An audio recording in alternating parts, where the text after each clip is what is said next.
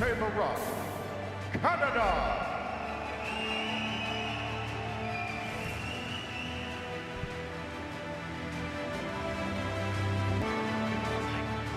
Well, what a way to end this session. A bronze medal for Canada in the 4x100 mixed medley relay. That team of Kylie Masse, Oliver Dawson, Josh Leando, Taylor Ruck, and of course joined by Brooklyn Duthright and Ingrid Wilm from the preliminaries. Devin, it was so exciting. Thanks for being here, as always, with us. Brittany, MacLean, Campbell from Toronto. We are touching base with you all after a scintillating night in the pool. Canada picks up that medal to end things off, but lots of other highlights we need to discuss. Devin, you got to chat with the medalists after. How great was that finish off on night number 4? Hi again, Britt, and hello to all the swimming fans out there. Yeah, it really was a spectacular finish here tonight. Relay medals just feel different. And there's so many tentacles to this one for me, Britt, because each one of the swimmers here tonight have such unique and different and interesting stories. 17-year-old Oliver Dawson out of Grand Prairie, Alberta, wins his first World Championship medal. What a big stage. Look at this. He's standing with these giants of Canadian swimmers. He delivers today. Taylor Ruck, 52.9 in the close. She finds form in the big moments. Josh Leando, spectacular both times in the pool. And Kylie Masse, Britt, that's now 16 consecutive international meets going back to 2015. She has been on the podium for Canada. And my last tentacle to all of this, Canada needed a relay medal. There was this feeling that maybe the relays have been struggling. They get the bronze medal to end things here tonight. It was spectacular. The coaches across the pool deck from me were going crazy. Greg was running up and down the pool deck, and when they touched third, they were hugging and celebrating like it was gold. I call it rose gold, a bronze medal for Canada, Brett. Yeah, let's hear what they had to say right after. It's awesome. This race is so unpredictable, and even like leading into tonight, I had no idea what to expect. And I want to also shout out our team members from this morning, because they obviously played a huge part in getting this medal and helping us achieve this here in finals. But yeah, I think we were all just really excited and knew that we had a lane and we had an opportunity. Oliver, it's your first World Championship medal alongside these giants. What has this day been like for you? Just amazing. Like something I didn't expect when coming here. So I'm happy. How are you feeling going into tonight's final? Because this is a big stage with a lot of pressure, and you delivered. A little nervous, but you know, I did my job and these guys did too. So there we go. Congratulations. Josh, Kylie just said this is an unpredictable race. I've always said it's chaos in the pool. What's it like to just be standing there and waiting and then launching yourself into this thing? Yeah, I mean, it's just, you just got to get ready. I mean, you see everyone else going, and so you got to put the blinders on and obviously try and catch people and try and get the hand on the wall for your next teammate. But yeah, I mean, it's crazy, and that's just expected. You never know what's going to happen. It's just a free-for-all. So I just did my part, did my best, and then came out. We got a medal out of it, so pretty happy. Taylor, it always feels like relay medals feel a little bit more to this Canadian team. I don't know if you guys saw your coaches, but it was a beautiful scene. They were going crazy. Greg was running up and down the pool deck, waving you on, and you anchored this team to a bronze. What does it mean to you and this team? Oh, that is really cool to hear. I mean, Greg just got his voice back, so we'll see from Mary-Sophie, so we'll see if he lost it again. But yeah, that means a lot just to know that, you know, our whole team is behind us and we're there for the whole team too. And it honestly, yeah, so many years on this team, it just makes it more and more special every time to know that your teammates have your back like that. So. I really am not sure who I'm more happy for in that group of 4. All of them individually tell a really cool story. Kylie, how phenomenal, though, to get back on the podium. As you mentioned, 16 competitions in a row. That's her 5th World Championships that she's competed at in a row where she's on the podium. And also, too, I think it allows her to have a bit more fun with tomorrow night's 50 backstroke final, because she's got that medal out of the way and now she can just give it all she has. Josh Leando, spectacular on that butterfly. We're going to get to see him and Ilya later in the 100 fly, still to come at these World Championships. Let's pivot to butterfly, though, Devin, because an exciting swim for Summer McIntosh. The story of these championships we're going to continue to be talking about. She qualifies herself through to the semi-final, looking very relaxed and calm.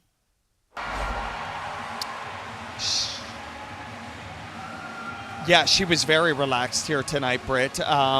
She had a full day off. You and I have talked a lot about her schedule, and then she came out here this morning and she was on cruise control, and she came out here tonight and she was on cruise control. And I think for the first part of the race, I don't know what it was like for you, Britt, but here in the arena it was kind of like, okay, this is close. You can see it there. There are a lot of swimmers close. I think we thought Summer might pull away at some point. She did there for a second, but then sort of just put it back on cruise control.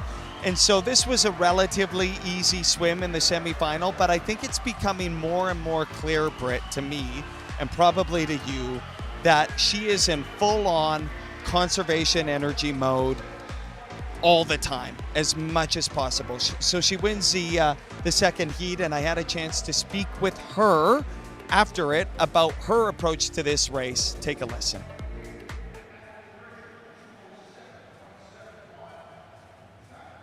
Going into tonight, I know I just need to get through to the final and do that use the least amount of energy possible. And that I really just did not try the first 100 and then gave a little bit of a kick just to get my head on the wall. First, I couldn't really tell where people on the other side of me, I just kind of saw where Reagan was, so kind of based it off that. But overall, semifinals I find the most stressful, so to get that over and done with, my last semifinal of the competition is nice. Coming off a full day off of rest, where are you at in terms of how you're conserving your energy to this point? I mean, I really just try to take it one step at a time. These days are really, really long when you do heats and finals, so really just trying to maximize sleep and recovery, which I think I'm getting better and better at. I'm sleeping really well here, which usually I don't sleep well during meet, so it's been nice. I got like 10 hours of sleep last night, so that was awesome. So just small things like that really add up near the end of the meet. I just love hearing that she's sleeping well, she's calm, she's ready to go. All things leading and pointing towards an exciting swim tomorrow, which, by the way, we're going to tee up because it is the first event of the finals tomorrow. Frequently, we've had to wait until about 7:45 before a Canadian swim, but tomorrow we want to make sure you are all up as Canadians. You are ready to go. 7 a.m. will be that 200 fly final. She is going to be kind of the premier event of the night, but definitely something that we don't want to allow room for error for you to miss that one. So everyone make sure you are setting your alarms early. Hopefully by now you have that a part of your routine, but Summer McIntosh swims for gold, her third gold medal of these championships, and that will come tomorrow morning right off the bat. Well, Devin, we saw our first world record of these championships, and it came from the great Frenchman Leon Marchand, who has a lot in common with Summer. They're going to be training together next year, which I cannot wait for that one. That was unbelievable. And I know sometimes I hype things up and I over-exaggerate on things, but that may have been one of the most impressive swims I've ever watched with my own eyes. There was a world record mark he was after. It was a 1:54.00 held from back in 2011 by Ryan Lochte.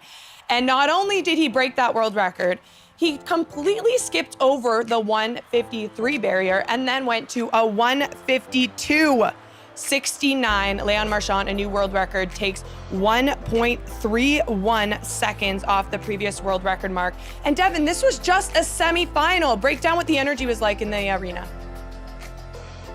Yeah, for a second I was like, am I back at Paris 2024 for how loud it was? Of course, La Défense Arena was absolutely electrified every time the great Frenchman took to the pool, and tonight it was just rocking. This is a small, compact venue, Britt, and so when the fans get into it, it is deafening, and that was a scene for Leon. And perhaps, I don't want to say perhaps you could have felt this coming, but this morning in his heat swim, he was actually under world record pace. And so I think he was probably literally testing the waters this morning in the heats to see what he was capable of and where he was at. And then he just absolutely went for it here tonight. And I don't want to say, it might be too far to say that this was a bit of a statement, but perhaps it was, Britt, because he had the celebration tour. He was in Australia.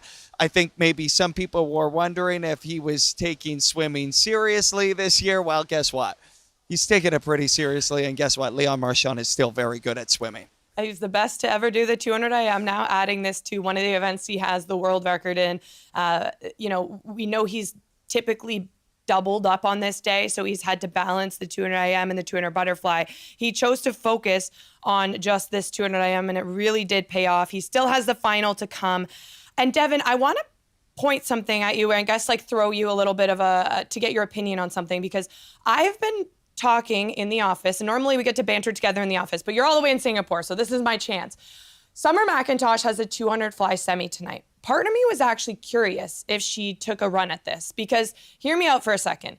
She has a busy program, and I totally get that. But at trials, she was just shy of that world record. So in my head, I'm thinking, okay, if you have 2 final opportunities to go for a time, are you maybe giving it a rip in this semifinal, knowing that the win is somewhat comfortable and under your radar? What are your thoughts on that? And did any part of you think maybe Summer was going to give it a go here tonight? You know what? I absolutely hear you, and there was a part of me that actually hoped she was going to, but what's becoming abundantly clear with me, and I'm glad we're able to have this office talk right now because I've been missing this, but what's becoming apparent to me right now is I really get the sense that this is all about the 800-meter freestyle. I think Summer McIntosh is saving everything she possibly can for that Saturday night showdown with Katie Ledecky. And you have to remember, this comes on the heels of her day off where she watched Katie put down an 8:09 800 in the 1500 meter. And I think Summer is just going, you know what? I'm going to win my gold medals in the 4 other events. I'm going to do what I have to do. It might not be world record times. It might not be championship records. I am conserving everything I possibly can for the 800-meter freestyle. That's where I think this is all going, Britt.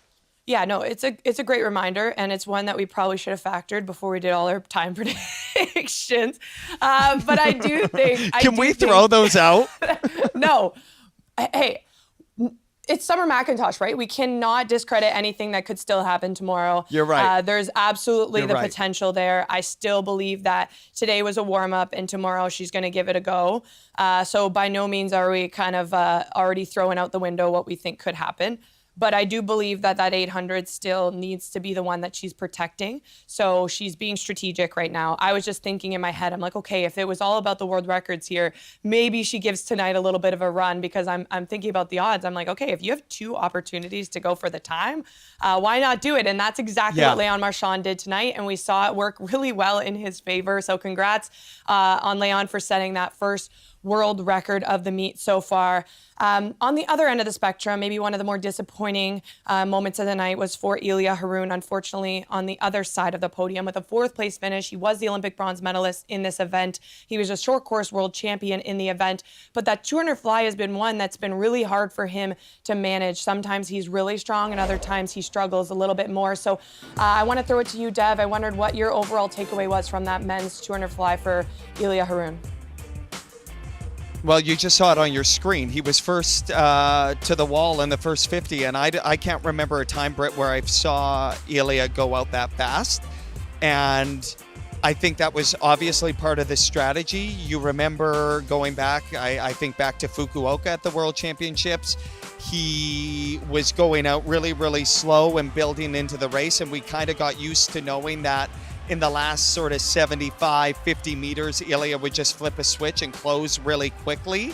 I think he's been tinkering with his strategy, and I think tonight he wanted to take it out really, really fast and then just hold on, and he wasn't able to do that. And I think right now at this meet, Ilya is frustrated. He didn't make it through to the 50-meter butterfly final. He didn't get on the podium in the 200-meter fly final.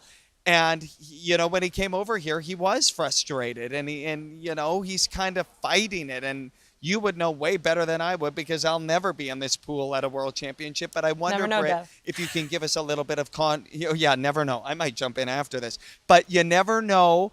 And here's the thing about it. I want you to give us a little bit of context on how a meet can kind of just not be clicking, because that's what it feels like right now for Ilya. He did tell me he's excited, really excited about the 100. It's his last chance to get on the podium. But Britt, you've been in it, and I wonder if there's these feelings as swimmer faces where it's like, why is this not working this time sort of vibe? Yeah, well, sometimes it really just is about how much you're racing, right? Like Ilya took on a very heavy NCAA championship season with the Arizona State, where he kind of had to manage the conference, the dual meets, and it's almost in a sense too good to be true when you see how fast Ilya goes in season, because you're questioning, okay, how much more in the tank does he have to drop? And that's a little bit of what we're seeing when you're strong at the 50 all the way to the 200. Those are completely different systems almost. Like Josh even said, I can't do the 50 to the 100, let alone the 200. Just with the way my stroke feels and the way that they swim technically. So for somebody to have the speed that he does in the 50 and then be able to close the 200 just is a little bit unlikely. So what I'm hoping we're seeing here is a fired up Ilya where he can focus now on the 100, get back with his teammate there, which is Josh Leando, where they'll both be in that 100.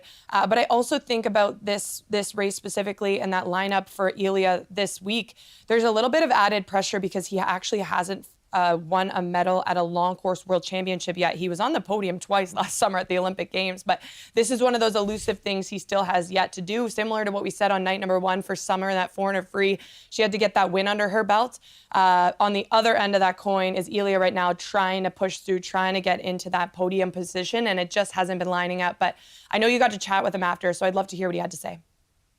What are you learning, though, as you go through all of this? I mean, just got to take one race at a time, I guess. I don't know. I'm like kind of bummed, but I'm not really too bummed.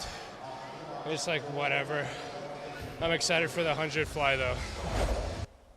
And there you have it. He's bummed, but not so bummed, and he's excited. So we'll take that with all that we hear. He's ready to go for that 100 fly. On to the next. It was a really great highlight, though, after that unfortunate disappointment for Ilya to then get the Canadian relay team on the podium. It was so fun to watch. With that, speaking of fun to watch, tomorrow we have some other big highlights coming up. One of them is in the 50 backstroke. So we're going to have Ingrid Wilm and Kylie Masse both qualified through to the big final tomorrow. They've both been on the podium at a world championship in that event. So it was Ingrid that came up first. These 50s are so close, Devin. So when they touch the wall, I immediately am just looking up to the clock of like, okay, where did they finish? But Ingrid always uses her height to her advantage. So I love to see it. But it was also Kylie touching third in her semifinal too. So both confident, both comfortable. They're going in 5th and 6th tomorrow, and they're going to be fighting for the podium, a position that Kylie Masse is very comfortable in, Devin.